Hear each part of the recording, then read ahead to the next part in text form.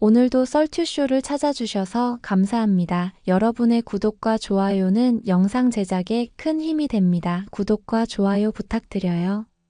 사연 시작해 볼게요. 안녕하세요, 여러분. 제가 오늘 들려드릴 이야기는 제 인생에서 가장 통쾌하고도 충격적이었던 사건에 관한 거예요. 때로는 우리 눈앞의 진실이 우리가 상상했던 것보다 훨씬 더 믿기 힘든 것일 수도 있다는 걸 깨닫게 해준 사건이었죠. 그 이야기를 들려드리기 전에 제 이야기를 먼저 해드려야 할 것 같네요. 강남 프리미엄 스트리트, 제가 운영하는 뷰티샵 르블랑은 이곳의 중심가에 자리 잡고 있습니다. 3층 단독 건물 전체를 사용하는 저희 샵은 1층의 럭셔리한 리셉션부터 3층의 VIP, 프라이빗 룸까지 모든 것이 완벽을 추구하죠. 하지만 이런 성공을 이루기까지 제가 걸어온 길은 결코 쉽지 않았답니다. 어린 시절 저희 집은 강남에서 살았어요.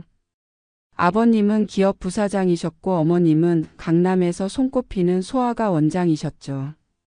주변에서 보기에는 부러울 것 없는 삶이었을 텐데 어린 저에게는 오히려 그것이 무거운 짐으로 다가왔어요.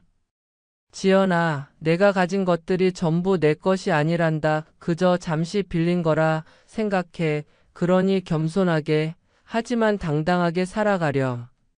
어머님의 이 말씀은 제 삶의 좌우명이 되었어요. 덕분에 저는 늘 제 자신을 온전히 드러내지 않고 살았어요. 중학교, 고등학교 모두 그저 평범하게 보냈거든요. 하버드 의대와 서울대 법대 모두 합격했음에도 불구하고 제가 선택한 길은 뷰티 테라피였어요. 부모님의 반대는 이만저만이 아니었죠. 지연아, 너 정말 무슨 생각이니? 그 많은 재능을 가지고 뭘 하겠다는 거야? 아빠, 저는 정말 이 일이 좋아요. 사람들의 삶을 아름답게 만들어주는 일이에요. 결국 저는 제 고집을 꺾지 않았고 부모님을 설득하는 데 성공했어요. 하지만 조건이 있었죠. 좋아. 네가 그토록 원한다면 한번 최선을 다해봐. 하지만 내 실력이 최고가 되어야 해. 중간은 용납 못해. 그렇게 시작된 제 여정은 결코 쉽지 않았어요. 학부에서 피부 미용을 전공하면서도 저는 의대 수준의 해부학과 생리학을 공부했답니다. 프랑스 파리의 최고급 에스테틱 아카데미에서 2년간의 연수를 받으면서는 유럽의 최신 뷰티 트렌드와 테크닉을 모두 습득했죠. 귀국 후 저는 강남의 작은 샵에서 시작했어요. 겨우 15평 남짓한 공간이었지만 제가 배운 모든 것을 쏟아부었죠. 특히 제가 개발한 셀룰러 리커버리 프로그램은 피부 재생에 탁월한 효과를 보였고 입소문을 타기 시작했어요. 원장님, 정말 신기해요. 20년 동안 고생했던 여드름 흉터가 이렇게 좋아질 줄은 몰랐어요. 지현 원장님 덕분에 처음으로 화장 안 하고 나올 용기가 생겼어요. 고객들의 이런 반응이 저에겐 무엇과도 바꿀 수 없는 보람이었답니다. 점차 연예인들도 찾아오기 시작했고 2년 만에 저희 샵은 강남에서 가장 핫한 프리미엄 뷰티샵으로 자리 잡았어요. 그러던 어느 날이었어요. 제 샵의 VIP 고객이셨던 김미연 사장님께서 특별한 제안을 하셨죠. 원장님, 제가 꼭 소개해드리고 싶은 분이 계세요. 우리 로펌의 수석 변호사신데 정말 훌륭한 분이에요. 처음에는 망설였어요. 소개팅이란 게 늘 어색하고 불편하게 느껴졌거든요. 하지만 김 사장님의 진심 어린 권유에 마음이 움직였고 그렇게 지금의 남편을 만나게 되었답니다. 청담동의 조용한 프렌치 레스토랑, 캔들의 은은한 불빛 아래서 처음 만난 그는 제 기대 이상이었어요. 키가 훤칠하고 단정한 외모도 좋았지만 무엇보다 그의 지적인 매력과 따뜻한 마음씨에 끌렸죠. 지현 씨, 고객의 자존감을 높여주는 일을 하신다는 게 정말 멋져요. 겉모습의 변화를 넘어서 내면의 변화까지 이끌어내시는 거잖아요. 그의 말 한마디 한마디가 진심으로 느껴졌어요. 저는 처음으로 제 직업과 열정을 온전히 이해해주는 사람을 만난 것 같았죠. 만남이 거듭될수록 우리는 서로에 대해 더 깊이 알아갔어요. 그는 대형 로펌의 성공 가도를 달리는 변호사였지만 결코 거만하지 않았죠. 오히려 사회적 약자를 위한 프로보노 활동도 꾸준히 하고 있다는 걸 알게 되었어요. 3개월이 지났을까요? 한강공원의 달빛 아래서 그가 조심스럽게 청혼을 했어요. 지현 씨, 우리 평생 함께 할까요? 그의 떨리는 목소리와 진실된 눈빛은 지금도 잊을 수가 없답니다. 시어머님을 처음 뵙던 날도 선명히 기억나요. 첫 인사를 위해 백화점 명품관에서 고른 스카프를 들고 찾아뵈었죠. 한복을 단아하게 차려입으신 어머님은 제가 상상했던 것보다 훨씬 더 따뜻한 분이셨어요. 이렇게 예쁘고 똑똑한 며느리를 맞이하게 되다니 우리 재훈이가 복이 많구나. 그렇게 시작된 새로운 인연은 축복 그 자체였어요. 결혼식도 모두의 축하 속에 아름답게 치렀고 신혼생활도 더없이 행복했답니다. 하지만 그때는 몰랐어요. 제 앞에 어떤 시련이 기다리고 있는지, 그리고 그 시련이 얼마나 충격적인 진실을 품고 있는지를. 결혼 생활 1년 차 봄비가 내리던 어느 날이었어요. 남편이 퇴근하고 돌아와 조심스럽게 이야기를 꺼냈답니다. 여보, 동생이 결혼한다고 하네요. 이번 주말에 여자친구랑 같이 집에 온대요. 남편의 동생 재민 씨는 형과 비슷하면서도 다른 이목구비를 가진 청년이었어요. 깔끔한 정장 차림으로 나타난 그의 옆에는 화사한 미소를 가진 여성이 서 있었죠. 안녕하세요. 저는 서연이라고 해요. 재민 오빠한테 이야기 많이 들었어요. 첫 인상은 밝고 다정했어요. 하지만 그날 저는 미처 알아채지 못했죠. 그녀의 화사한 미소 뒤에 숨겨진 차가운 계산을 말이에요. 서연 씨는 무슨 일을 하시나요? 제가 물었을 때 그녀는 자랑스럽게 대답했어요. 엘백화점 명품관에서 일하고 있어요. 해외 명품 브랜드를 담당하고 있죠. 그날 저녁 식사는 화기애애한 분위기 속에서 진행되었어요. 하지만 대화 중에 묘한 순간들이 있었답니다. 서연 씨가 자신의 배경을 이야기할 때였죠. 부모님은 호주에서 사업하시느라 한국에 안 계세요. 저는 어릴 때부터 혼자 한국에서 지냈거든요. 그때 저는 그녀의 눈빛이 잠시 흔들리는 것을 놓치지 않았어요. 하지만 그땐 그저 부모님을 그리워하는 마음인 줄로만 알았죠. 식사가 끝나갈 무렵 서연 씨는 제 직업에 대해 물었어요. 형님은 어떤 일을 하세요? 그냥 동네에서 에스테틱 운영하고 있어요. 그 순간 그녀의 눈빛이 변했어요. 아주 잠깐이었지만 분명 경멸과 비웃음이 스쳐 지나갔죠. 어느덧 재민 씨와 서연 씨는 결혼식을 올리고 부부가 되었죠. 그렇게 시작된 시동생 부부와의 인연은 시간이 지날수록 미묘한 긴장감으로 가득 차갔어요. 표면적으로는 모두가 행복한 가족이었지만 서연의 태도는 점점 더 노골적으로 변해갔답니다. 형님, 변호사 사모님이 그런 일을 하시기엔 좀 그러시지 않나요? 대화가 늘 이런 식이었어요. 하지만 더 이상한 건 따로 있었죠. 서연의 행동이 종종 이해할 수 없는 모순을 보였거든요. 한 번은 제가 백화점에서 우연히 마주친 적이 있었어요. 서연은 비싼 명품 가방을 들고 있었는데 제가 보자 깜짝 놀라더니 황급히 자리를 피했죠. 또 다른 날은 시어머님 생신 때였어요. 서연이 선물한 고가의 시계를 보며 시어머님이 물으셨죠. 서연아, 이렇게 비싼 걸 사면 어쩌니? 괜찮아요, 어머님. 제가 백화점 직원 할인으로 샀어요. 하지만 저는 알고 있었어요.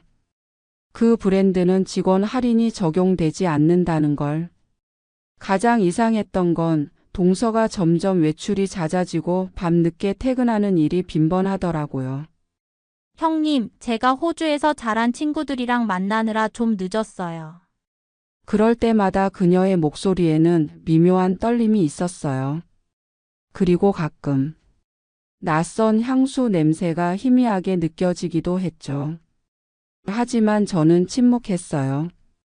시어머님께서 늘 강조하시던 말씀이 있었거든요.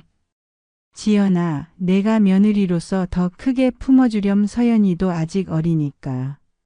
그렇게 2년이라는 시간이 흘렀어요.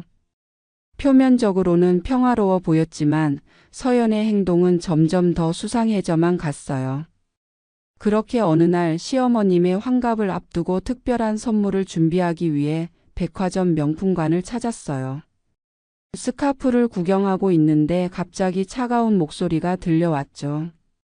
어머 형님, 여기는 무슨 일이세요? 고개를 돌리자 동서가 매장 직원 유니폼을 입고 서 있었어요. 형님, 여기는 명품관이에요.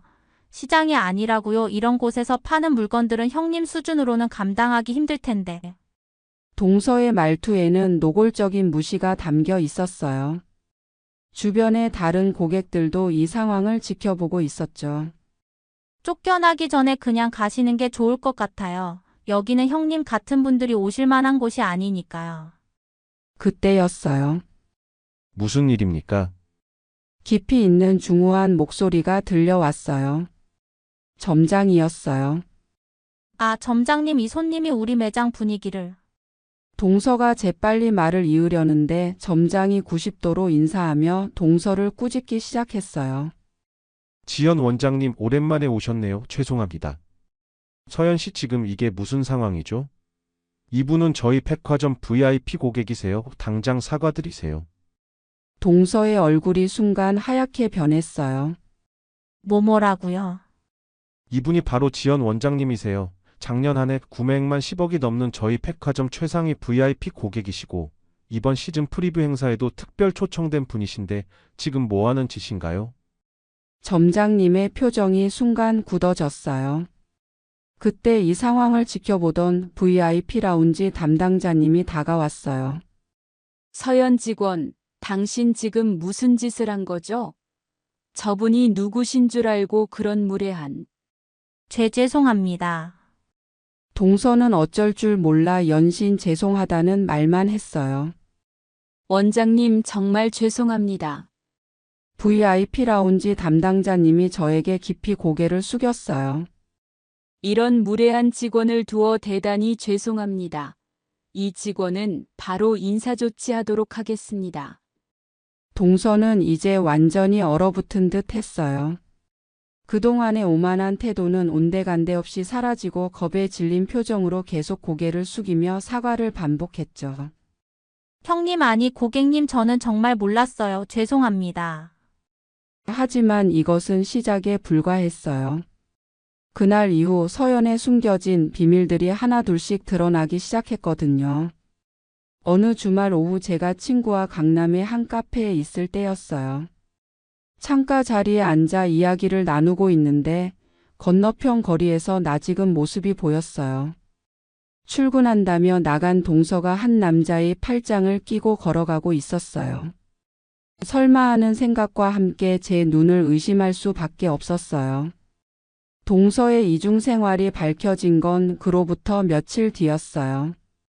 시어머님께서 친구분 댁에 가셨고 남편은 여느 때와 같이 출근했고 시동생 재민 씨도 출장을 간 날이었죠. 저는 갑자기 속이 좋지 않아서 일찍 들어왔는데 동서는 집에 아무도 없다고 생각했나 봐요. 2층 거실에서 전화 통화를 하는 소리가 들렸어요. 제가 현관에 들어선 줄도 모르고 서연은 소파에 편하게 기대 앉아 통화에 열중해 있었죠. 오빠, 나도 보고 싶었어. 응. 이제 곧 자유로워질 수 있어요. 변호사님이 이혼 서류 준비 다 됐다고 하셨거든. 순간 걸음을 멈췄어요. 이혼이라니? 그 사람은 아직도 아무것도 모르지. 내가 연기를 잘해서 완벽한 아내인 줄 알고 있다니까. 흔들린 티 하나도 안 내고 있어. 동서의 목소리에는 제가 한 번도 들어본 적 없는 냉소적인 톤이 묻어 있었어요. 이제 좀만 더 참으면 돼요. 재민 오빠가 출장 간 동안 서류 정리해서 그래야 위자료도 잘 받을 수 있잖아. 저도 모르게 손에 힘이 들어갔어요. 시어머님께 그토록 애교 부리고 남편 앞에서 다정한 아내 노릇을 하더니 이게 다 연기였다니. 그래도 걱정 마요.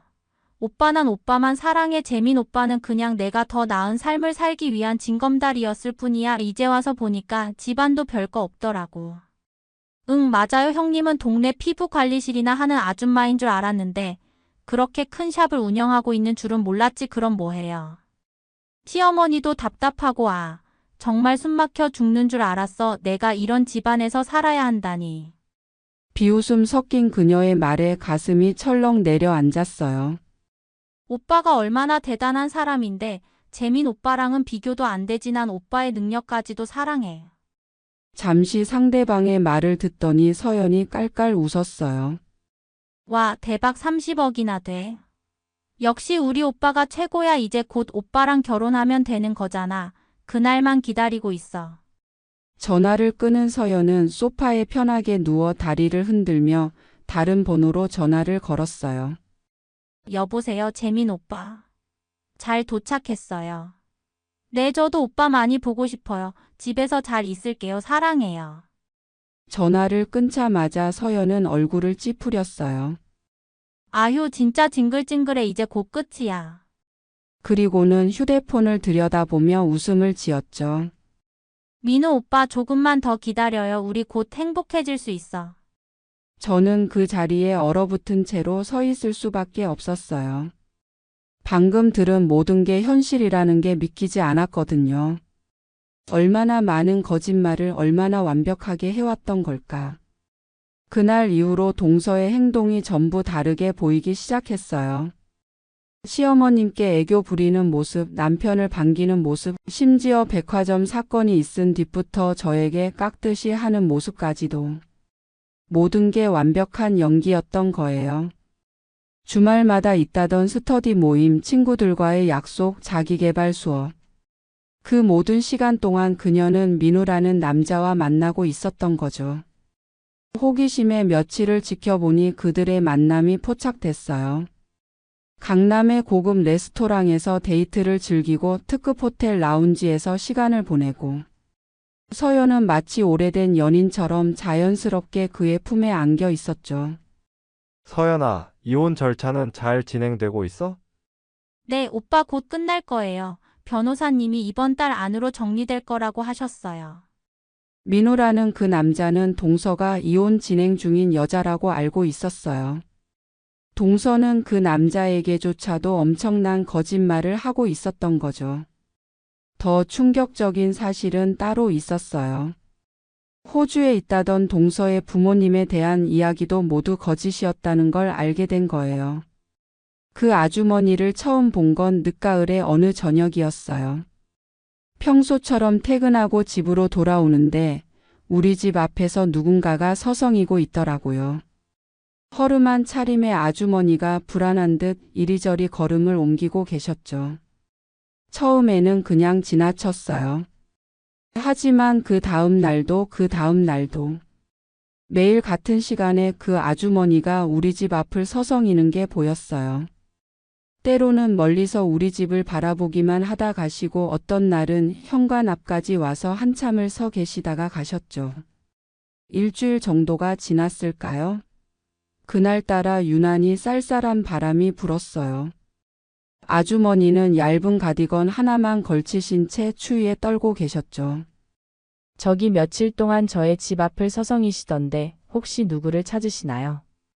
결국 제가 먼저 다가가 여쭤봤어요.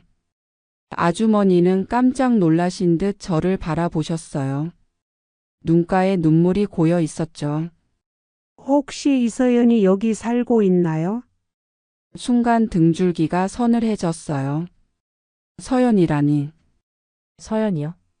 저희 동서인데 혹시 어머님이신가요? 아주머니의 눈에서 눈물이 흘러내렸어요. 네, 전 서연이 엄마예요. 너무 연락이 안 되어서요. 말씀하시는 내내 아주머니의 손이 떨리고 있었어요. 저는 근처 카페로 아주머니를 모셨죠. 그리고 그곳에서 충격적인 이야기를 듣게 됐어요. 서연이가 호주에 산다고 거짓말했다고요? 아주머니는 쓴 웃음을 지으셨어요. 우리 서연이가 어릴 때부터 가난한 게 싫었나 봐요. 인천에서 포장마차 하는 엄마가 부끄러웠던 거죠. 알고 보니 동서는 대학도 가지 못했대요. 고등학교를 졸업하고 바로 백화점 판매직으로 일하기 시작했다고 해요. 호주 유학은커녕 인천에서 자라 서울로 올라온 게 전부였던 거죠. 처음에는 그래도 연락이라도 했는데 결혼하고 나서는 아예 연락을 끊더라고요.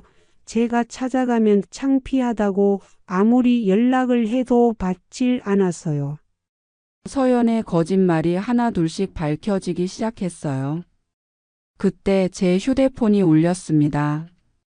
여보세요? 혹시 이서연 씨를 아시나요? 낯선 여자의 다급한 목소리였어요. 저는 민우의 아내입니다. 이서연이라는 여자가 제 남편을 만나고 있어요. 자기는 이혼 진행 중인 여자라던데 이렇게는 못 있겠어서요. 그 순간 모든 퍼즐이 맞춰지기 시작했어요. 시어머님께 알려드려야 할지 고민하다가 결국 모든 걸 털어놓기로 했죠. 동서의 거짓말, 이중생활, 그리고 동서의 진짜 과거까지. 시어머님은 한동안 말씀을 못 하셨어요. 이럴 수가 그 모든 게 거짓이었다고? 내가 그렇게 믿었던 아이가. 우리는 계획을 세웠어요. 동서의 거짓말을 모두가 알게 될 그날까지 모른 척 하기로 했죠. 다음 날 민호라는 남자의 아내가 보내준 증거들이 도착했어요. 동서가 민호라는 남자에게 보낸 수많은 문자들, 데이트 사진들, 호텔 영수증까지. 그리고 그들의 대화 내용은 정말 충격적이었죠. 오빠 이제 곧 자유예요. 재민 오빠는 내가 완벽하게 속이고 있으니까 걱정 마요. 우리 서연이 빨리 보고 싶다 그래. 조금만 더 참자. 결정적인 한 방은 제가 녹음해둔 동서의 통화 내용이었어요. 재민 씨를 징검다리라고 했던 그 통화. 모든 증거가 준비됐죠. 우리는 고급 레스토랑의 프라이빗 룸을 예약했어요. 민호라는 남자가 동서를 불러내기로 했죠. 그리고 그곳에는 우리 모두가 기다리고 있었어요. 재민 씨, 민호의 아내, 시어머님, 그리고 동서의 어머님까지. 동서가 들어오는 순간 그녀의 얼굴에서 핏기가 싹 가셨어요. 이게 다 무슨 일이니, 서연아? 시어머님의 목소리가 떨렸어요. 어머니 이게. 이제 그만 연기하시죠. 이서연 씨. 민호의 아내가 차갑게 말했어요. 당신 진짜 모습을 이제 다들 알게 됐으니까요. 하나씩 증거가 공개될 때마다 동서의 얼굴은 점점 창백해져 갔어요. 마지막으로 동서의 어머님이 말씀하셨죠. 이제 그만 돌아와. 서연아, 엄마는 그저 너 하나만 잘 살면 된다고 생각했는데 왜 그랬어? 동서는 결국 그 자리에서 주저앉고 말았어요. 전 그저 더 나은 삶을 살고 싶었을 뿐이에요. 돈 많은 남자를 만나서 호화로운 삶을 살고 싶었던 거예요. 그날 밤 모든 것이 끝이 났어요. 시동생 재민 씨는 즉시 이혼을 결심했고 민호라는 남자도 동서에게 등을 돌렸죠. 당신 같은 여자는 이제 2번 다시 보고 싶지 않아. 다신 내 앞에 나타나지 마. 민호라는 남자의 마지막 말이었어요. 웃기죠?